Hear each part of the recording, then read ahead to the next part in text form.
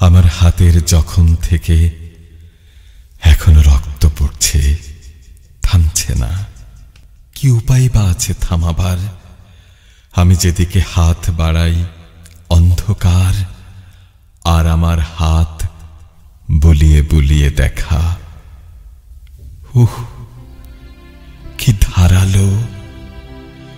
চোখে তো দেখা যায় না, চামড়ায় টের পাওয়া। বারবার আমি আঙুলগুলো যতখানি সম্ভব গুটিয়ে নিয়ে মেলে ধরে ঘুরিয়ে বেঁকিয়ে পোঁছবার চেষ্টা করি। কত দিকে যে আমার চেষ্টা!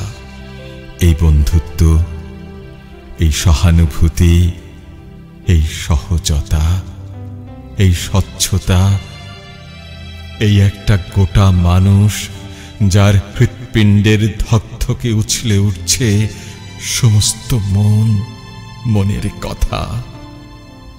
কিন্তু না, আমার চামড়া ছিঁড়ে গেল, আমার করতলের যত রেখা সব চিরে গেল, আমার হাড় পর্যন্ত পৌঁছল করাত।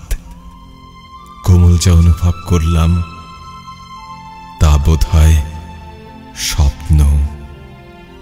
চোখ খুললে কোনো মায়া নেই। জানি না এই রক্ত পড়া কখন থামবে, কখন থামবে, কেমন করে। আমি কার মুখ দিকে তাকিয়ে আছি? কে সে? তার চোখ বুঝি আমাকে কিছু বলতে চায়? বলছো না কেন? বলো, বলো। তার ঠোঁটে বুঝি কথার ঢেউ লুটুপুটি খেতে ছুটে আসছে। কই, খেলুক না ঢেউ, খেলুক। আমি কতক্ষণ ধরে চেয়ে আছি, দিনের পর দিন এই রকম।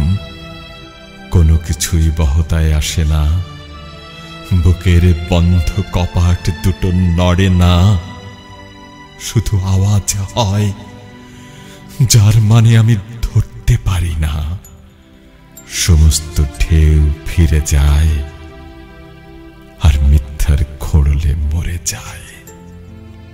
এই আওয়াজের মানুষটাকে আমি চিনি না, তাকে ছুতে গেলেই অন্ধকার, আমার হাতময় রক্ত। জোড় পাঁজরের ঘেরে হাসি পাক ঘুরপাক খায়, যাবে এইবার ডুবে। হিসেবের অঙ্ক বড় বড় পাথর জাগিয়ে রাখে, লাগলে আর রক্ষে নেই, লাগেও তখন আর কিছু শোনা যায় না, আর কিছু দেখা যায় না, কোনো মুখ নজরে আসে না। নিরেট আড়াল, শুধু আমার খোঁজা, রক্ত ছড়াতে ছড়াতে খোঁজা।